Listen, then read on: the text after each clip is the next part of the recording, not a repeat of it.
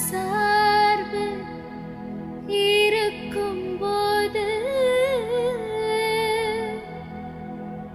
நமக்கு எதிராய் நிற்பவர் யார்?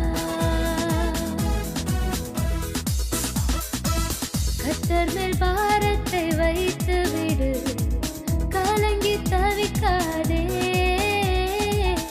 அவரே உன்னை ஆதரிப்பார், அதிசயம் செய்வார். கர்த்தர் மேல் பாரத்தை வைத்து விடு, கலங்கி தவிக்காதே. அவரே நம்மை ஆதரிப்பார், அதிசயம் செய்வார், அதிசயம்